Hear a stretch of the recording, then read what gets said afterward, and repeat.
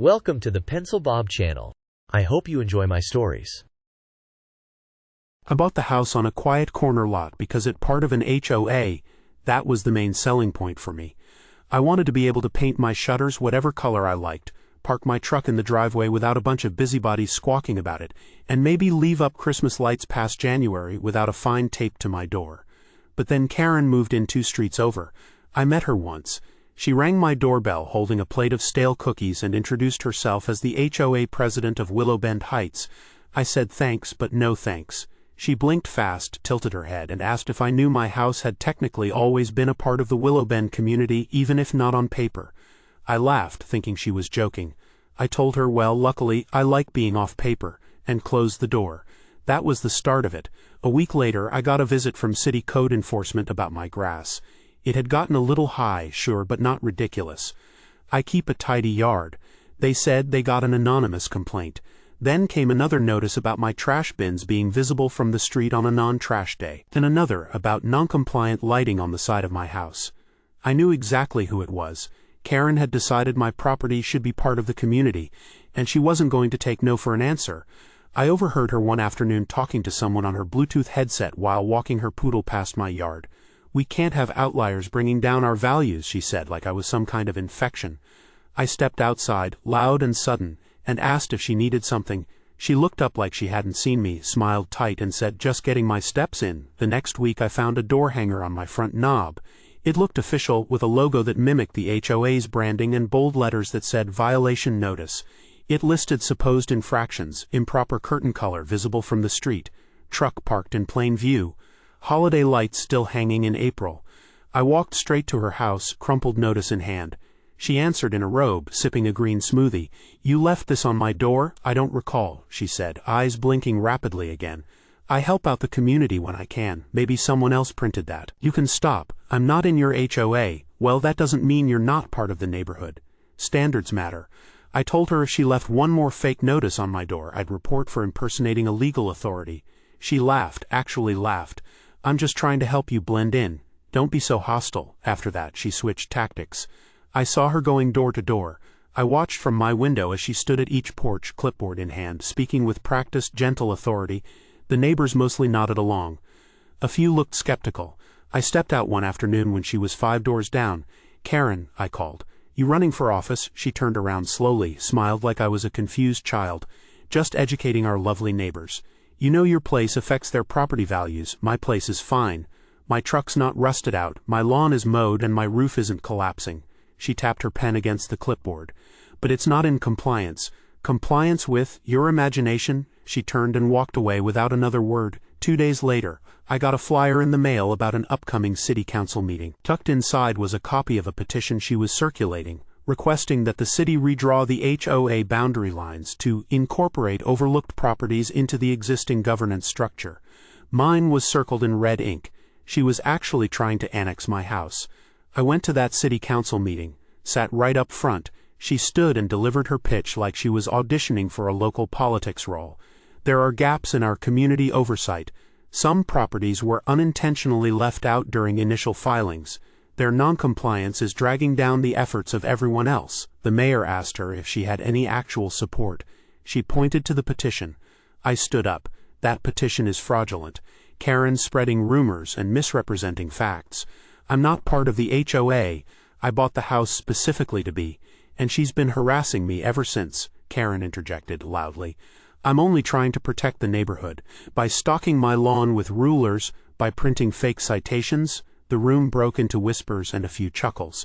City council said they'd review it, but nothing came of it immediately. Then came the landscaping. One morning I woke up to the sound of a trimmer buzzing. I walked outside in my pajamas to see a landscaping crew hacking away at my hedges.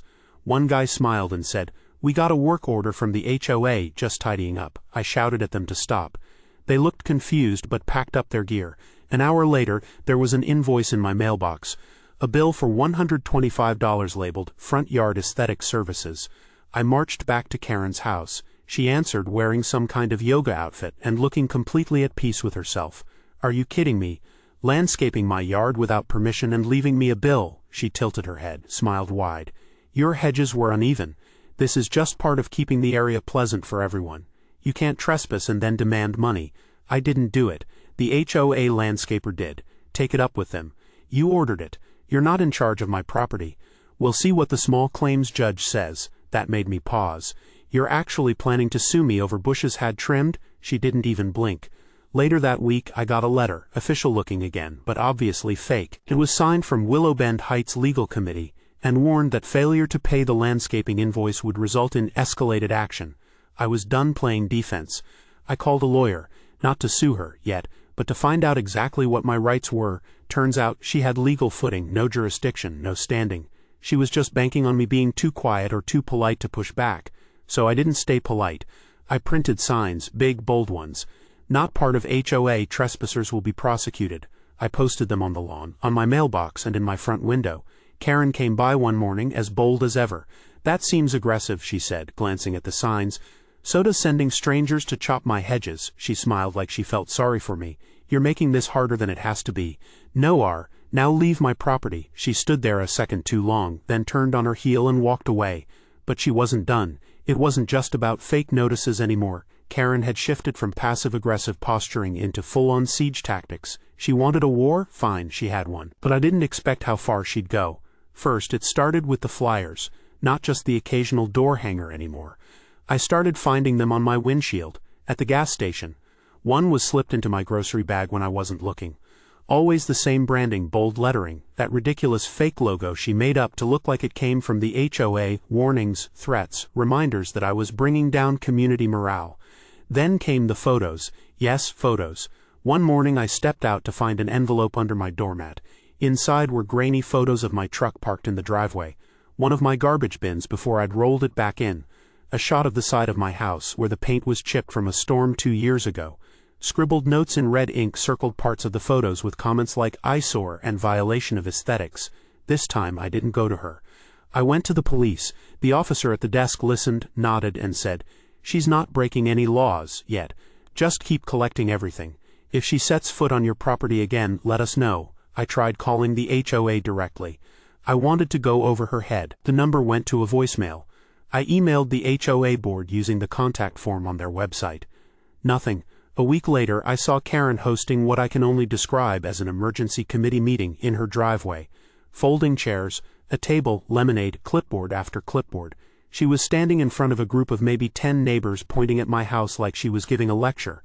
I walked over. She paused, smile frozen on her face. "We're discussing upcoming initiatives. Are you using my house as a PowerPoint presentation? We're talking about unity and appearances.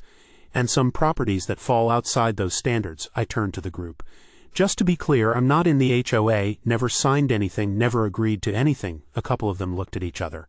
A man in a green polo frowned. Karen stepped in. "That doesn't mean you're not part of the neighborhood." I laughed. "You keep using that line like it's the Constitution." She held her smile. "We'll be circulating some information soon. Have a blessed day." Then came the signs. She and her little crew printed out dozens of signs and stuck them in yards around the neighborhood. "Pride in our streets," they said. "Support HOA standards." One had an arrow pointing in the direction of my house. I ripped that one down. Later that night, someone toilet papered my tree. Silly, juvenile, but I got the message. The next morning, another envelope, inside a typed note. "We tried to handle this with grace. You leave us no choice." So I decided to escalate too. I installed security cameras, 2 out front, 1 on the side facing her street. I even put 1 in the backyard. I wasn't messing around anymore. I wanted a clear record of every second she spent near my property, and I started talking to the neighbors, not the ones Karen had already infected with her HOA fever dream. The ones who kept quiet, the ones who avoided the meetings and eyed the flyers like they were radioactive. Across the street, an older woman named Lorraine opened up. "You know, she came to me asking for signatures," Lorraine said one evening, standing on her porch with a glass of wine. "Told me you were a threat to our values." "What values?" "Exactly. I told her to shove it. You're quiet, you keep your place clean. She's the nuisance." A few doors down, a guy named Nate said something similar. She offered to help me redo my mailbox. Said it didn't fit the neighborhood theme. When I said no, she reported me to the city. Turns out I wasn't her only target. A mini-alliance started forming, a handful of neighbors who were tired of Karen's nonsense. We started comparing notes, printing out the flyers, taking pictures, tracking her, and then she went too far. One afternoon I was on a work call and glanced out the window. A man in a safety vest was walking around my backyard. I bolted outside. "Hey," I chowed. "Who the hell are you?" He jumped.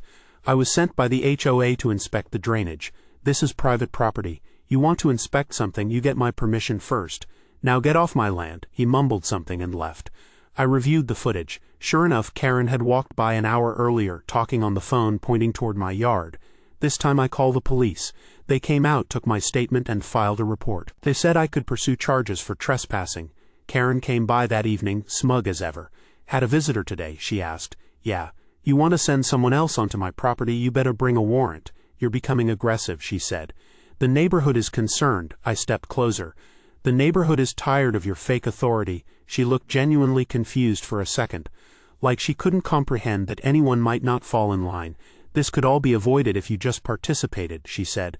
"No, this ends when you stop pretending to own what you don't." She left without another word. A week later, a new trick. Someone, gee, I wonder who, reported me to animal control. Claimed my dog was off-leash and aggressive.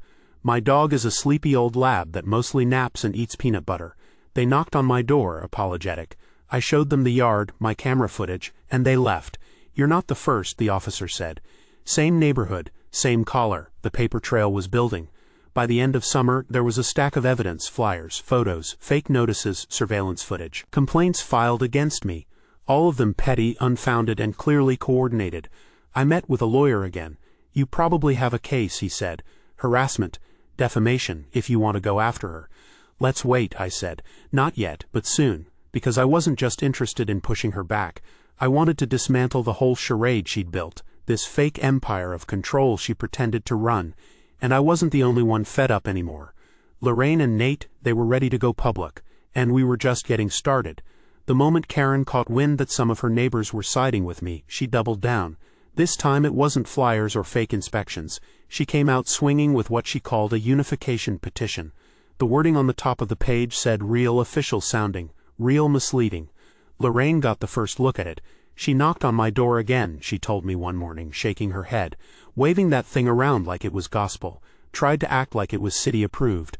"What did you say?" I told her I already had a community. It's the one that leaves me the hell alone. But Karen wasn't backing down. She was strategic. She started hitting up the newer residents, people who'd just moved in, people she figured wouldn't know better. She'd start by welcoming them with cookies or a basket of coupons, act like she was the ambassador of the block. And before they knew it, they were being asked to sign something just to help preserve the feel of the neighborhood. She twisted every conversation into a jam at me. "That property across the street has been lowering our curb appeal. You know, without shared standards, things get chaotic. I'm just trying to stop the neighborhood from falling apart." It was classic Karen, playing savior while secretly undermining anyone who didn't fall in line. What she didn't count on was how many people had started keeping their own receipts. One neighbor, Steve, quietly recorded their conversation on his phone. He played it back for me while we sat on his porch drinking lukewarm beer. In the recording, Karen said, "Look, if we get enough support, we can pressure the city to fold that house into the HOA. Once it's in, he has to follow the rules. It's for the greater good." Steve paused the audio and looked at me. "I didn't move here to join a cult. She gives me HOA handmade vibes. I owe you a case of beer for this," I said. He grinned. "Make it two if we get her shut down." Word was spreading quietly, but it was spreading. Still, Karen kept knocking. She kept charming. And eventually she claimed she had enough signatures to present her case to the city. That's when things really went off the rails. She scheduled a meeting at City Hall. She didn't just notify the HOA board, she announced it on a Facebook group she created called. Of course I was blocked from it, but screenshots found their way to me. She posted things like it was a full-blown campaign. She even made graphics. I showed up early to the meeting expecting a quiet sit-down in a back office. What I walked into looked more like a town hall showdown. Rows of folding chairs, a podium, local reporters with cameras, and Karen, front and center, wearing a blazer and holding a stack of binders like she was about to present a budget for the Pentagon. The room wasn't full, but it wasn't empty either. I recognized some faces, neighbors, HOA board members, even a few people from outside the subdivision, who probably had no idea what was going on but smelled drama. Karen stepped up first, of course. She cleared her throat, smiled at the room, and launched into a speech that could have been titled, "I come to you today not out of anger but out of concern," she began, voice dripping with fake poise. "Willow Glen Estates is a community built on values, on standards, And unfortunately, those values are being threatened by a property that sits just outside our current HOA boundaries. She had visuals. Photos of my house from different angles, one with my garbage bins circled in red, another where my grass was slightly overgrown after a week of rain. She made it look like I was running a junkyard. This is not about punishment, she continued. It's about preservation. Our petition has over 50 signatures. We believe it's time to bring this property into alignment with our expectations. For the sake of home values and harmony, I raised my hand. The moderator, some guy from city planning who clearly wanted to be anywhere else, gestured to me. You're the homeowner in question? Yep. You'll have a chance to respond in a moment. Karen sat down, smug, as if she'd just solved world hunger. I walked to the front. No binders, no notes, just rage and about 4 hours of sleep. My name's Eric, I started. I live on the property Karen wants to annex. I'm not part of the HOA, never have been, never agreed to be. Bought my house before this neighborhood even existed. A few people nodded. I maintain my home, I follow city code, I pay my taxes, and I mind my own damn business. I paused. Karen has been harassing me for months. Fake violation notices, petty reports, unauthorized landscaping, even sent someone into my backyard without permission. Gasps rippled through the room. I saw the city guy's eyebrows shoot up. She wants control, not community, I said. This isn't about standards, it's about power. Karen shot up. That's slander? No, I said, turning to her. It's a fact, and I've got the documentation. I pulled out a folder and handed it to the moderator, copies of everything I'd collected. Flyers, screenshots, statements from neighbors. I'd printed out the transcript from Steve's recording too. The moderator flipped through it, eyes widening slightly. We'll need time to review this, he said. But based on what I'm seeing, the city can't force annexation without homeowner consent. That's state law. Karen's face twitched. But the petitions aren't binding, the city guy said. You can't force someone into an HOA against their will, unless their deed allows it. The room was silent for a long moment. Then someone in the back muttered, "What a waste of time." Karen spun toward them. "This affects of us. You don't understand what he's doing to our property values." But the room had shifted. People weren't staring at me anymore. They were looking at her. After the meeting, as everyone started filing out, a woman I didn't recognize approached me. "Hey," she said. "I live on Maple. Karen came to our door 3 times this month. Scared my kids, said our yard looked like a rental property. She say anything about petitions? She said if we didn't sign, she'd make note of it." The woman glanced over her shoulder. "She's unhinged." Word spread faster than Karen could control it. That meeting cracked open everything. The Facebook group, people started leaving in droves. Steve posted a clip from the recording. Lorraine dropped screenshots of her conversations. Karen scrambled to do damage control, but it was like trying to put out a fire with gasoline. And then came the whisper campaign. Karen, someone anonymously slipped flyers under doors titled with bullet points about her fake notices, misuse of HOA funds, and failed annexation stunt. I didn't write them, but I wish I had. They were brutal. A neighbor's kid made a TikTok mocking her driveway meetings. It got shared all over town. Her porch meetings dried up. Her clipboard was nowhere to be seen. But she wasn't done, not even close. She still had one card left to play, the HOA board. A week later, she called an emergency executive session and tried to install herself as president permanently, bypassing the usual vote. Claimed it was necessary due to rising tensions in the community. One of the board members, a guy named Hassan, walked out. "This isn't a dictatorship," he said, "and you're not the mayor of this cul-de-sac." I was sitting on my porch when Lorraine strolled over with a glass of red wine and a grin. "She's unraveling," she said. "You lit the match. Let's hope it burns clean." But we both knew she wouldn't go quietly. Not Karen. She'd dig in her heels and go down swinging. That's when I decided it was time to go nuclear. Going nuclear wasn't just a figure of speech. I'd had enough. Karen had poked every bear, rung every bell, and stirred every hornet's nest. But instead of backing off when things didn't go her way, she clawed harder, nastier, meaner. This wasn't about preserving a community anymore. It was about watching someone melt down in real time and making sure she didn't drag the rest of us with her. I started by printing off every single record I had, every fake notice, every photo of the landscape crew trespassing, every bill she left, and all the screenshots and texts neighbors had given me. I dropped a thick manila envelope at the city code office, one at the post office where I filed a complaint about misuse of mailboxes, and another at the local news station. I didn't even need to say much. People were already buzzing. But then came the weird part. Silence.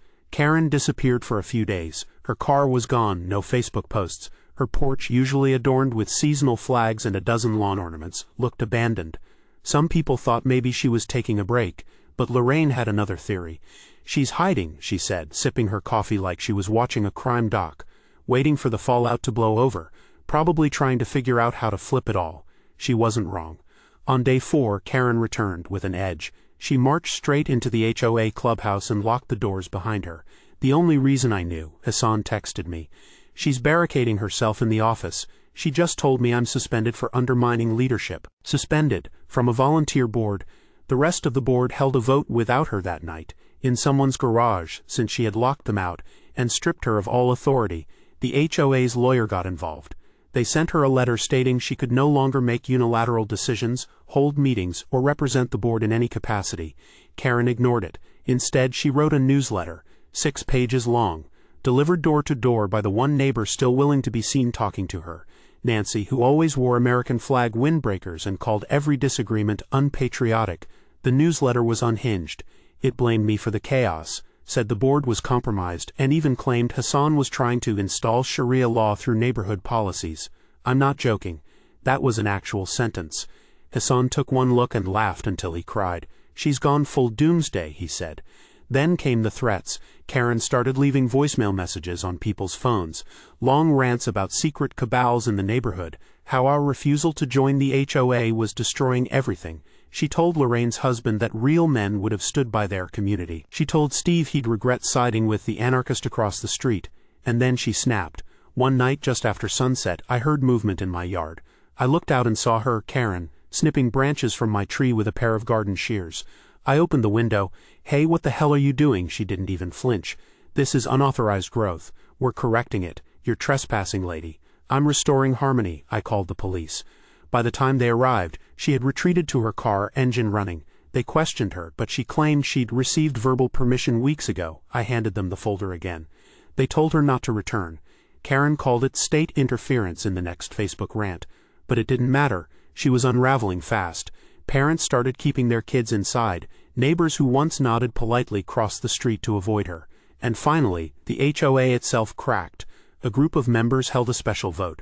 Emergency clause from the bylaws. In a packed living room they voted to dissolve the HOA. No more meetings, no more newsletters, no more Karen. The last I saw of her, she was dragging her lawn flamingos to the curb, muttering about sabotage and betrayal.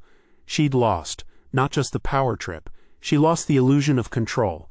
People stopped answering her calls. Someone scraped her name off the mailbox in front of the clubhouse. It didn't fix everything. My mailbox still catches those judgmental stares like it's a crime scene.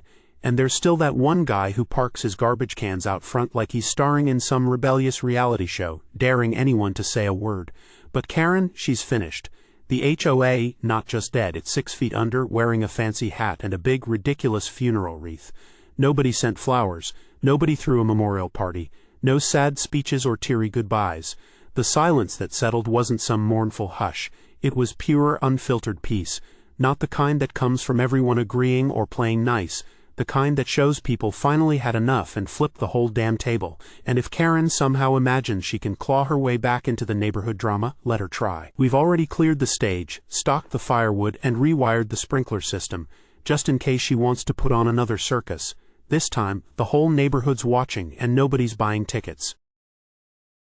Imagine living next to someone so obsessed with control that they literally print out fake violation notices just to feel powerful. That's not HOA enforcement, that's unhinged. You know how insane you have to be to go out of your way to format, print, and distribute your own bootleg violation flyers, and then leave them on a house that's not even in the HOA. She needs a reality check and probably a wellness check. That's the kind of person who starts spiraling when someone paints their door the wrong shade of blue. She wasn't protecting property values, she was manufacturing chaos. The fact that she actually went around with a petition to annex a home into an HOA should tell you everything about the dictator fantasy going on in her head. That's not how this works. You can't just collect a few signatures and force someone into your backyard tyranny. And the best part, spreading rumors about how that house was bringing down property values, while she's the one chasing people down and holding fake meetings in her garage. If I were a neighbor, I'd be worried about more than my property value. I'd be worried she was about to lose it completely. The only good part of this entire mess is that the HOA died. Not reformed, not improved. Died. burned down to the bones by its own corruption and arrogance. That's the only ending these stories deserve. These little neighborhood regimes get drunk on power, appoint nobodies to act like royalty, and then get surprised when it all crashes. Karen was just the most visible infection. The whole system was rotten. Watching them collapse into infighting, lawsuits, and paranoia was like watching karma pull up a lawn chair. Good riddance. Let this HOA rot in peace.